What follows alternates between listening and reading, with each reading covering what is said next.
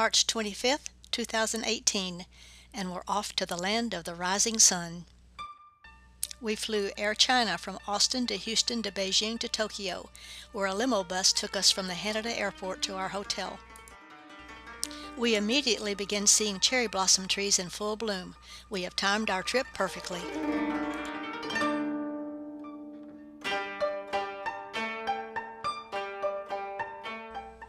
Our hotel, the Grand Arc Hanziman, is located on the edge of the moat around the Imperial Palace in the Hibiya neighborhood of Tokyo.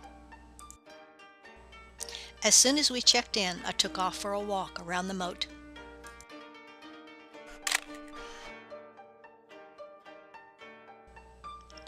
During cherry blossom season, or sakura, locals and tourists alike come en masse to enjoy the blooms.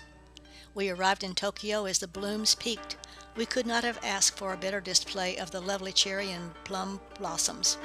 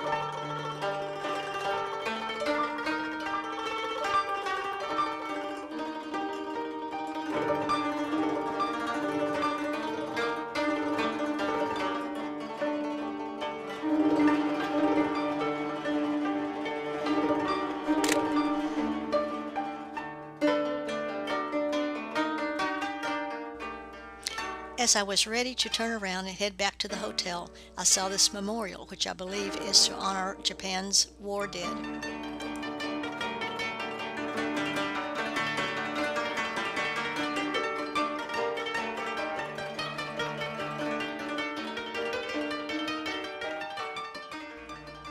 Evening sets in. We have come for the blossoms, and they have exceeded our wildest expectations.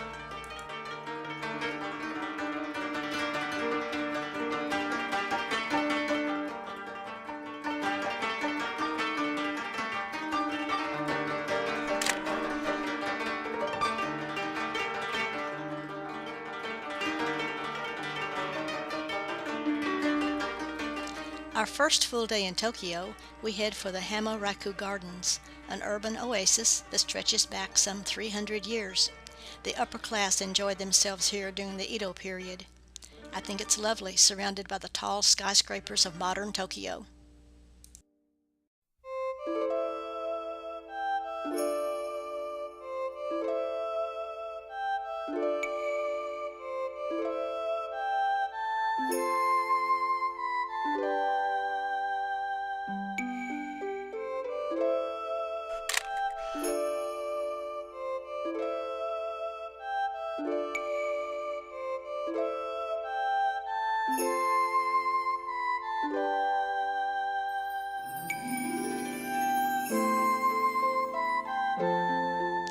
Dye extracted from sakura branches provided the color for my new scarf.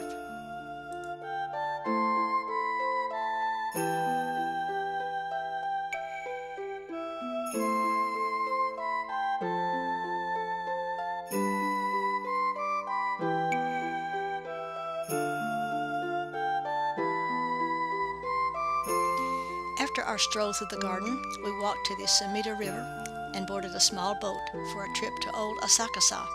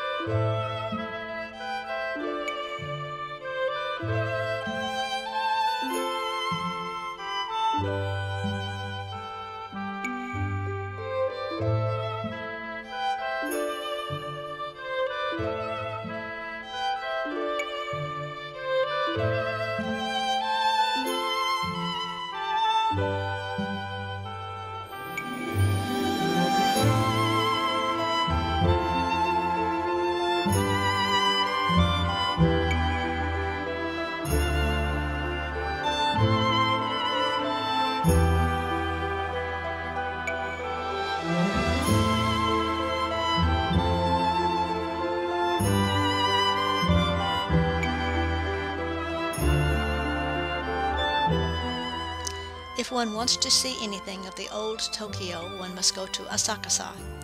As soon as we arrived, we hired a rickshaw driver to show us some of the sights.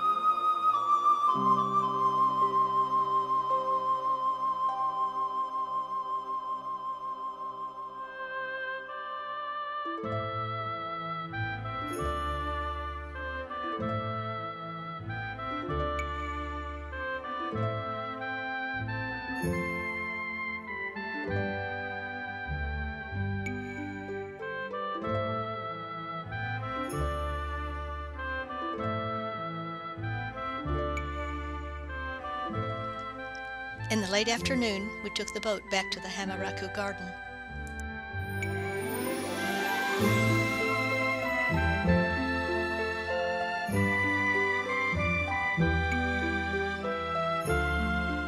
Back at the hotel, I walked down the moat to the Edo Gate of the Imperial Palace grounds.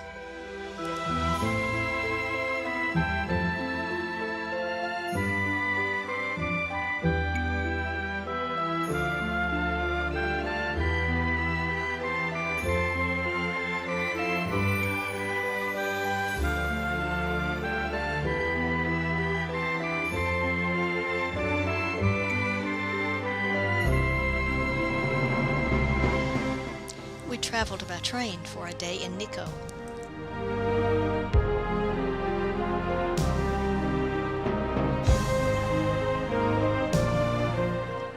Back in 1980, we were fascinated by the TV miniseries Shogun, based on the real-life shogun Tokugawa Ieyasu of the 1600s, who unified Japan and established such a military stronghold that his heirs continued to rule Japan for 250 years. In Nikko, this shogun's remains were entombed in a mausoleum, and a shrine was constructed in his honor in this national park and UNESCO World Heritage Site. In addition to the various shrines and temples in Nikko, there are thousands of majestic cedar trees.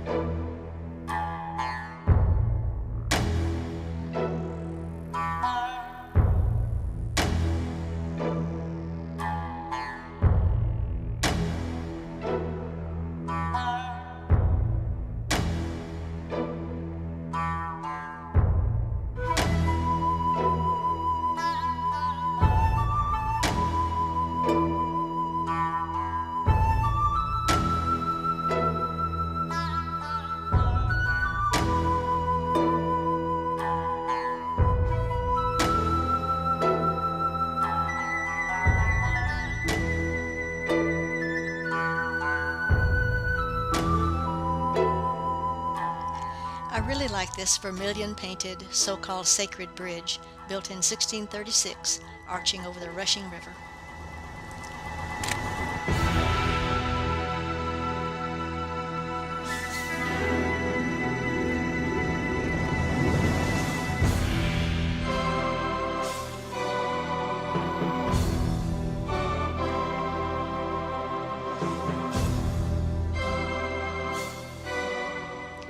We returned to Tokyo after dark and walked by the beautiful Kaminarion Gate in Asakusa with its bright red colors and 210-pound lantern hanging in the middle. Our video wouldn't be complete without mention of Japan's commodes.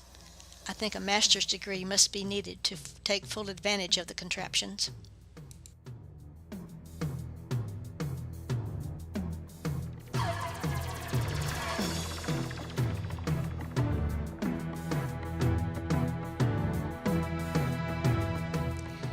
I would love to be in one of those rowboats under the blossoms, but looking at the line of people waiting, I knew I didn't want to invest the time necessary for that experience.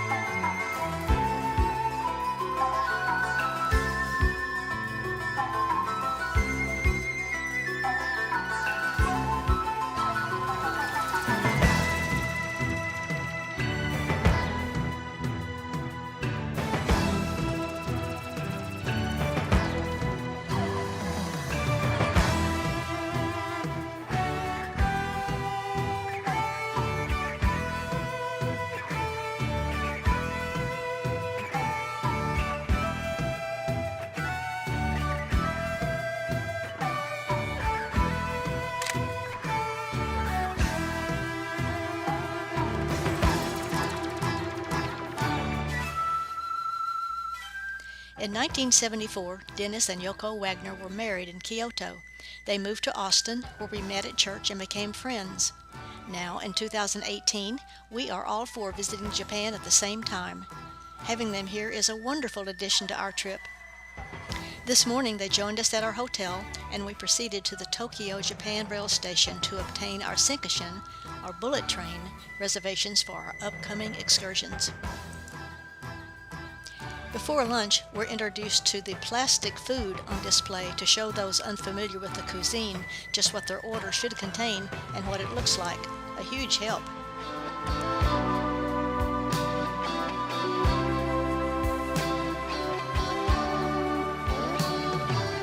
We taxied to the Imperial Palace's main gate and the Nijubashi Bridge, where we could see the palace turrets above the trees.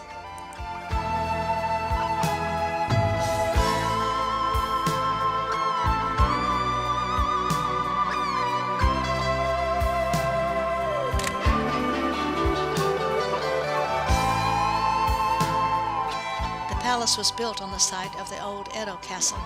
The Japanese imperial family lives here.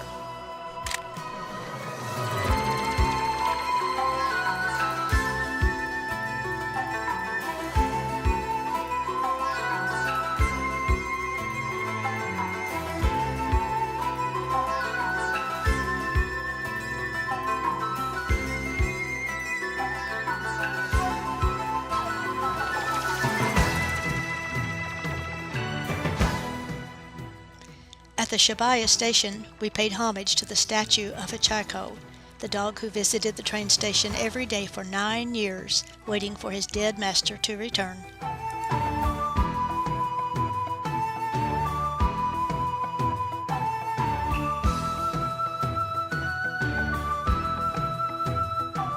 We experienced the Shibuya Scramble intersection, where all vehicle traffic comes to a complete stop and thousands of pedestrians, a wall of folks probably 50 people wide, cross at the same time from every direction.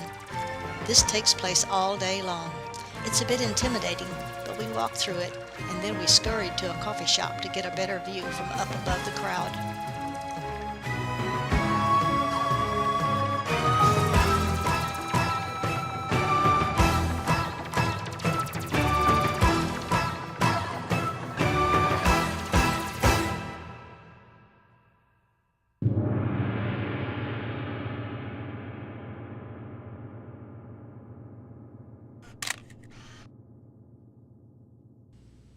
This tiny cream pitcher is just one example of how many items are scaled down in Japan.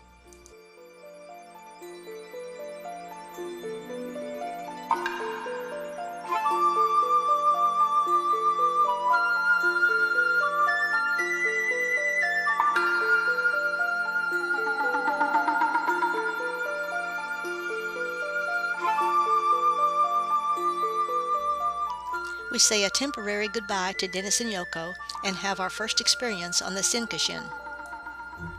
On our way to Hakone, we got an unusually good view of Mount Fuji.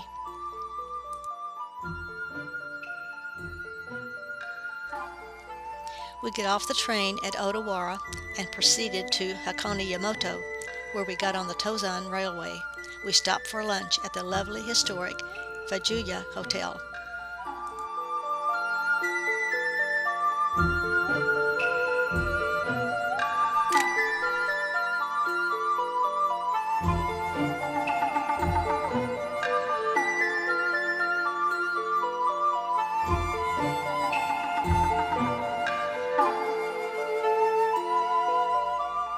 We continue on by train to Gora, where we took a cable car to Suzanne, then a gondola ride to Lake Ashi, where we got on a boat.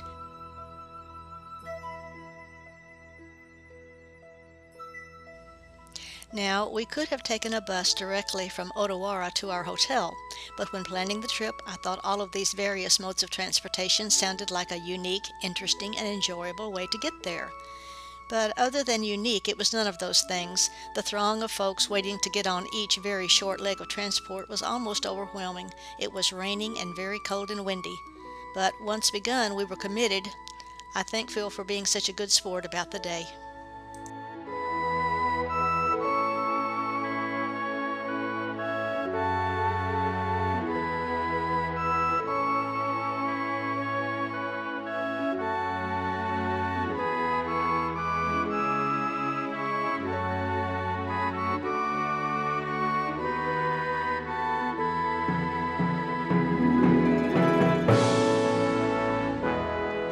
At our B&B, the proprietor explains that we must take off our outside shoes and put them in a cupboard and put on slide sandals, which of course weren't my size.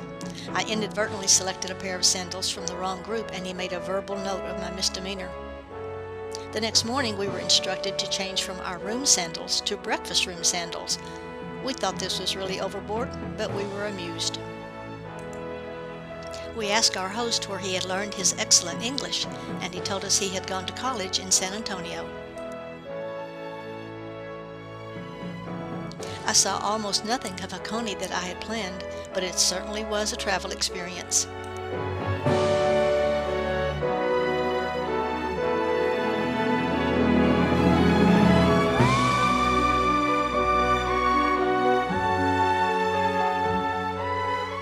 Now on our way to Kyoto, again we have excellent views of Mount Fuji.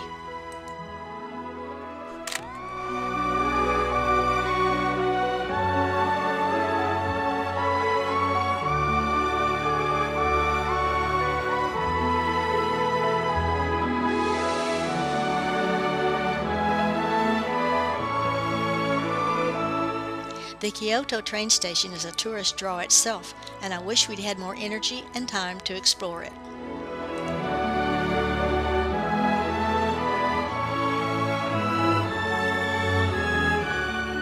The Kyoto Tower looms high above the area, and it provided us with directional assistance several times.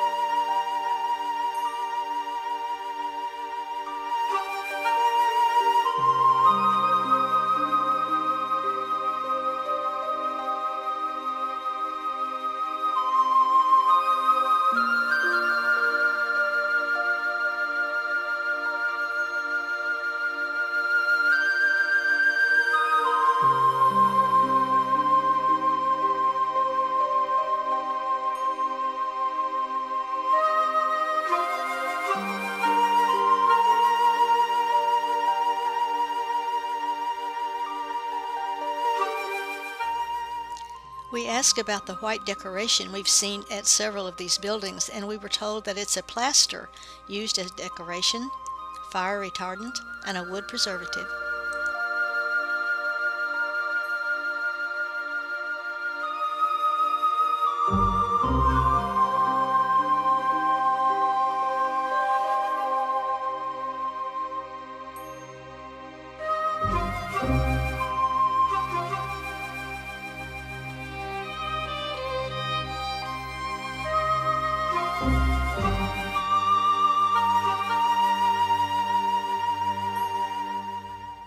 Families spread blankets and have picnics under the blossoms.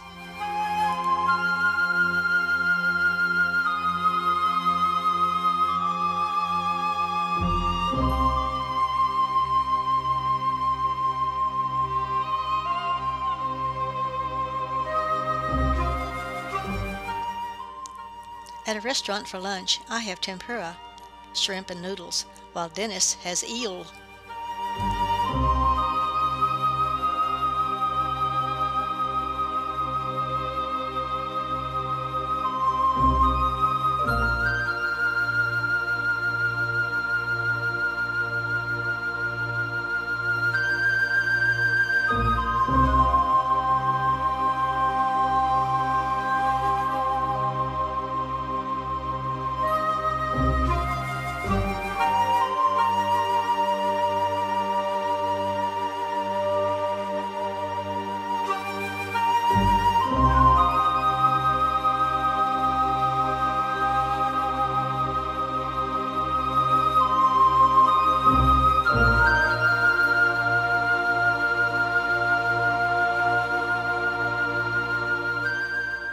We taxi to another lovely park where we see more examples of the grape cluster-like hanging cherry blossoms.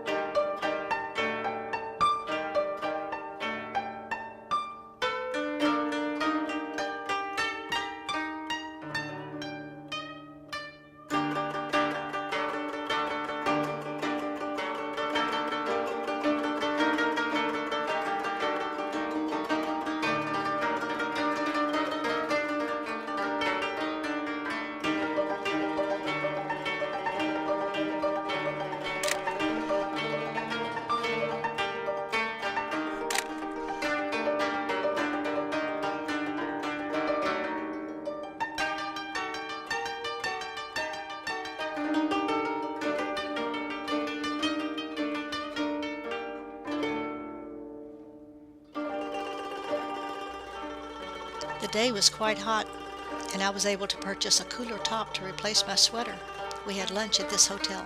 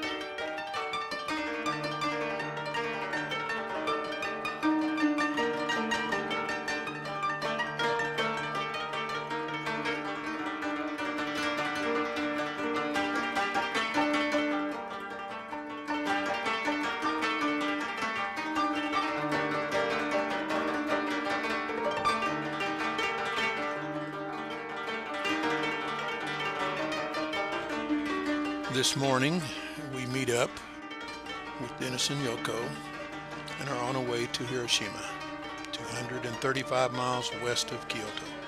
The seats on the Shinkansen are made to reverse, allowing us to sit face to face. A lot of bowing takes place in Japan. On the elevators, at restaurants, the lady who explains we must wear our seat belts on the bus, and when the train staff leave a car, they turn to us and bow before their exit.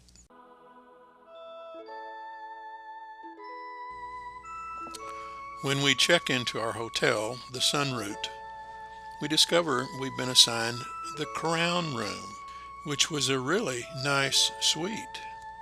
We called Dennis and Yoko to come and just take a look at our room.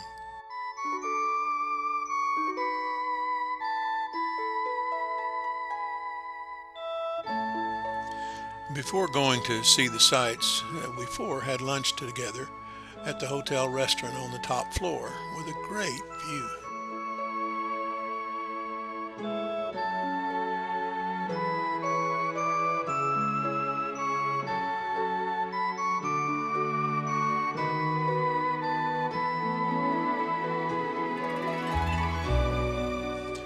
The Peace Memorial Park lies at the center of the city.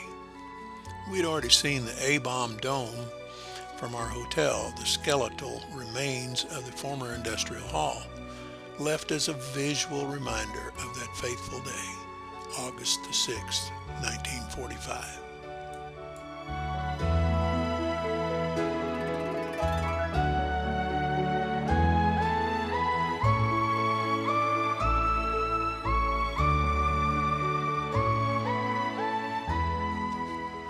We visited the Memorial Hall for the atomic bomb victims.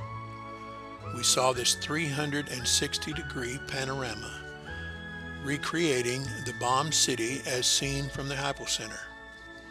The panorama is made of 140,000 tiles, one each for the estimated dead at the end of 1945. We listened to the voices of victims and the relatives of victims describing that day and the aftermath. It was disturbing to hear their words.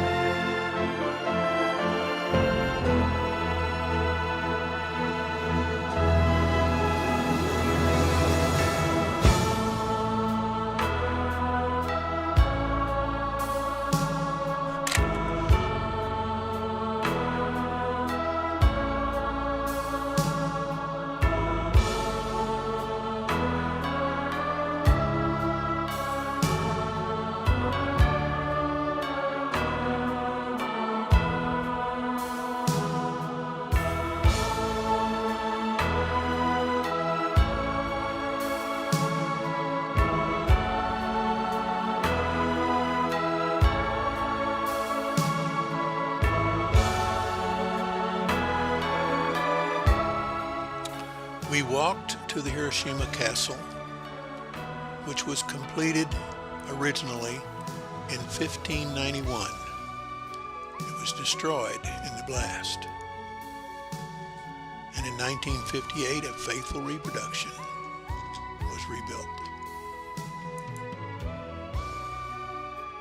Back at our hotel in our suite, we four discussed our experience at the Memorial Park. We talked about the weight on the shoulders of the people giving and carrying out orders on that day, and how they must have felt after they saw the effects of the attack.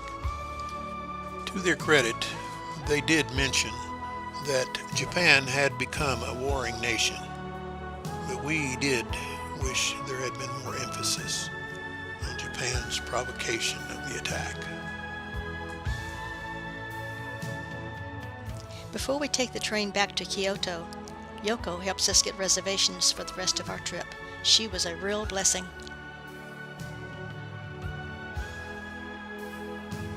There's no food service on the trains, so we got Beto boxes, Japan's lunches to go, to eat on the trip back.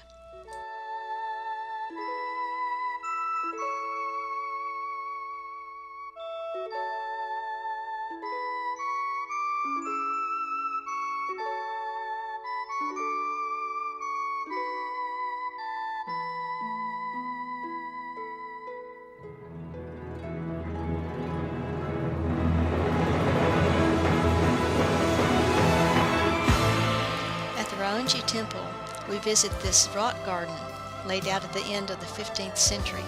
It's about 80 by 30 feet, 15 rocks set in waves of raked white pebbles, surrounded by 3 sides of a clay wall. I sat on the wooden veranda and tried to decide if I was looking at mountains protruding through clouds or islands in the sea. It was too crowded today to be totally peaceful.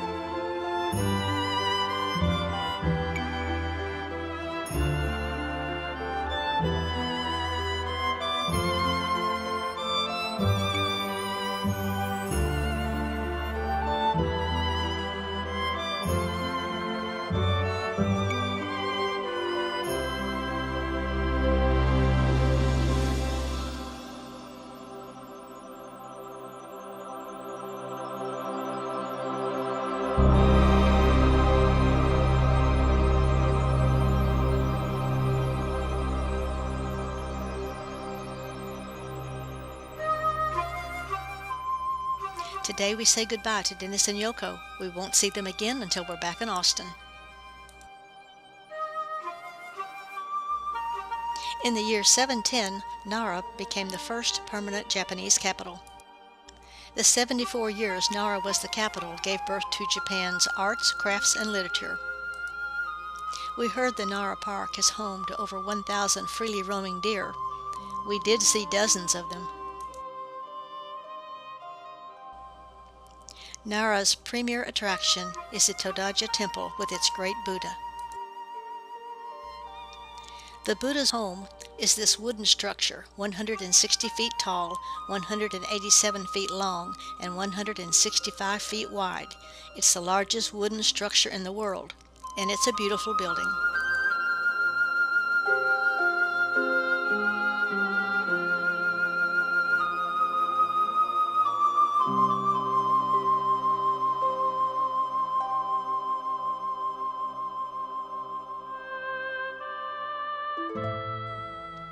Japan's largest bronze Buddha is over 50 feet high, has 437 tons of bronze, 286 pounds of pure gold, 165 pounds of mercury, and 7 tons of vegetable wax. The statue is flanked by 2 other characters from Buddhism.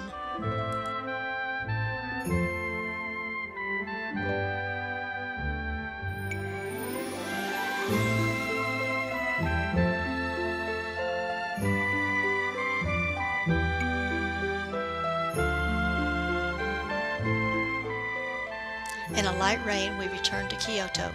The Kyoto Tower was especially beautiful tonight.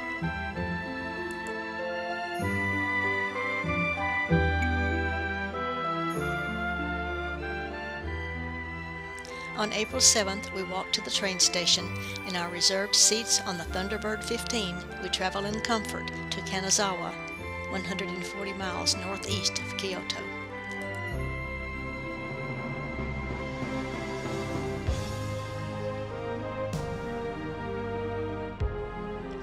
It's a pretty ride, with the Sea of Japan on our right, terraced fields and cherry trees and mountains on our left.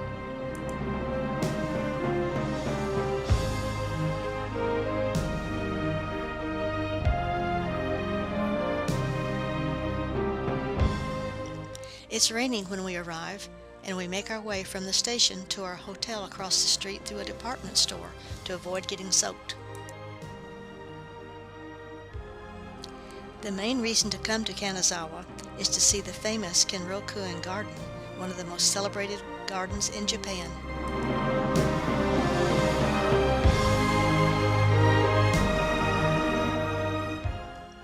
We arrived after a hard early morning rain had knocked many of the cherry blossoms to the ground, and added to the cold temperature, the effect was stunning, the appearance of a winter wonderland, a beautiful, striking sight. In the garden there are ponds, trees, winding streams, rocks, mounds, footpaths, and beautiful views. It really must be one of Japan's finest.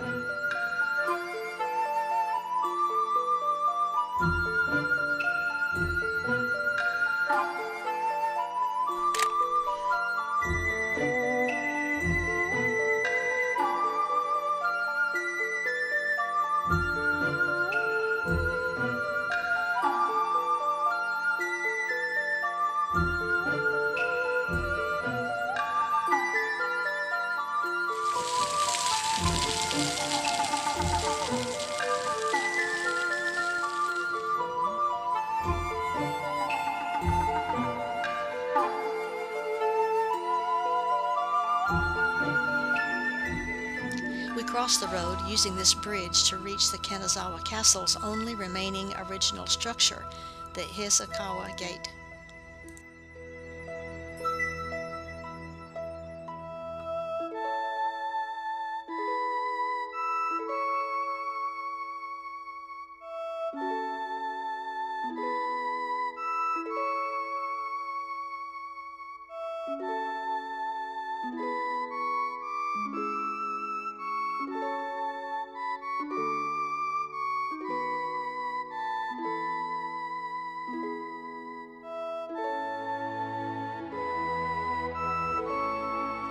As we wait for our bus, the rain turns to hail.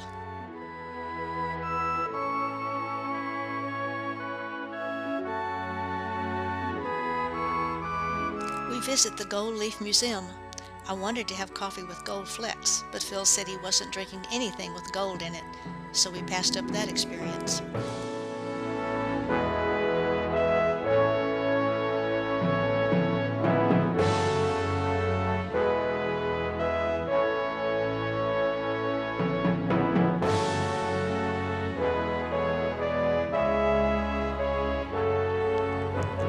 Today we're on our way to Takayama. Again, the train ride is comfortable and the scenery is beautiful.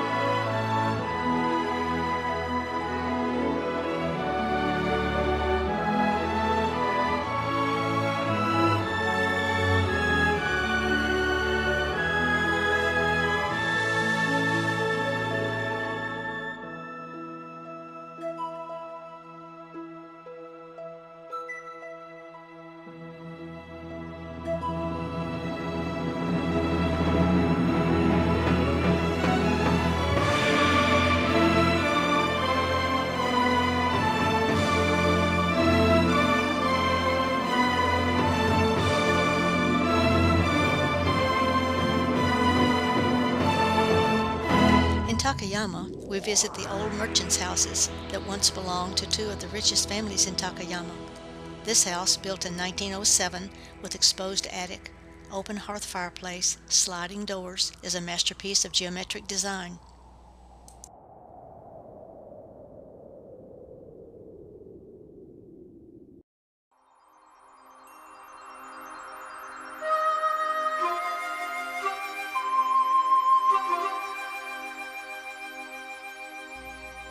To kill time waiting for our hotel room to be ready, we taxi to this park overlooking the city.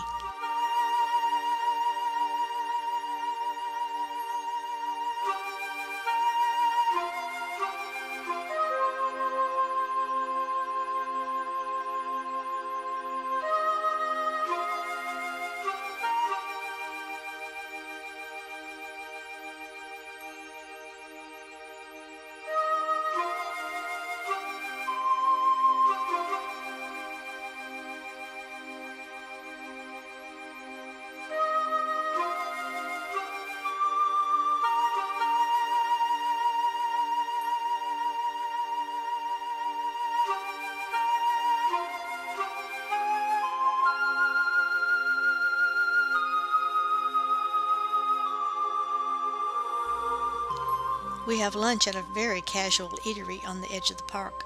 The food was fine. There was no English, but there was ice cream. We had green tea to drink. In the distance, we see the beautiful Japan Alps.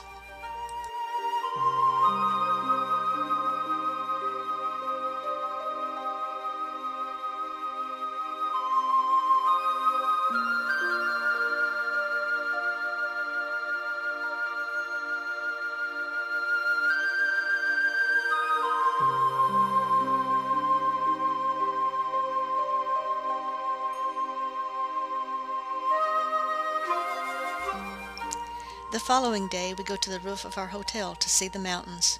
Then we walk to the morning market, stretched between two bridges on the banks of the river. It's picturesque with cloth-covered stalls of fresh flowers and vegetables and crafts.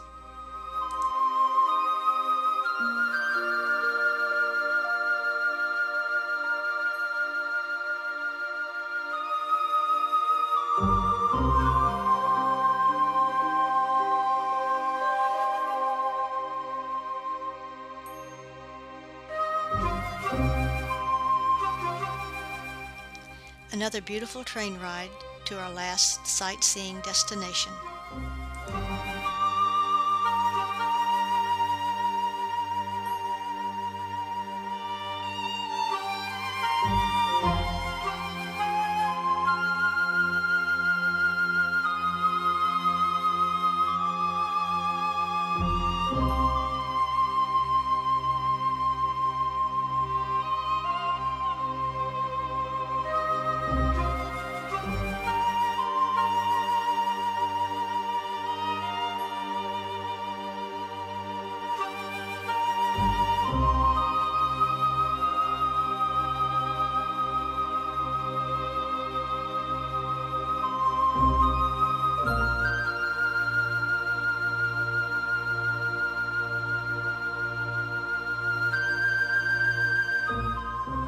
It's April 10th.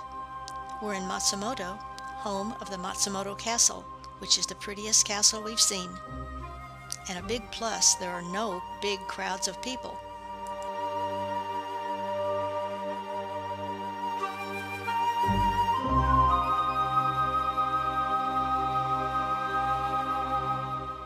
The beautiful castle was built in 1504, surrounded by a moat with swans and ducks, willow and cherry trees.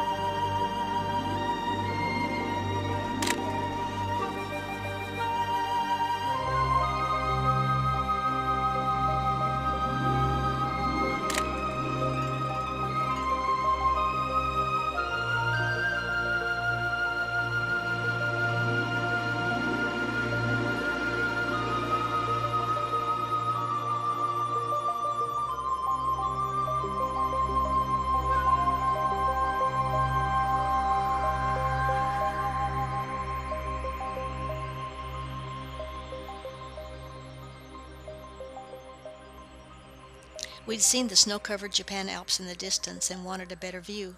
We took a local train to Hotaka, where we'd be a bit closer to both Mount Johan and Mount Cho.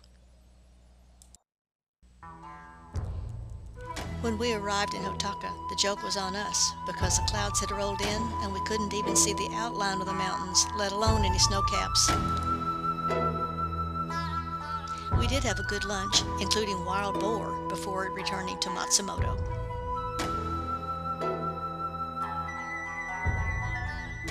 April 12th, we take one last Shinkansen ride back to Tokyo. At the huge Shinjuku station, we locate the limo bus to get us to the Haneda Airport and the Excel Hotel for the night. On our flight home the next day, we see the snow-covered mountains below. We've loved our trip to Japan. The language barrier was more difficult than expected, but everyone was so friendly and helpful. The history and the culture are great, and the trains are such a pleasure, and the cherry blossoms are truly worth the trip.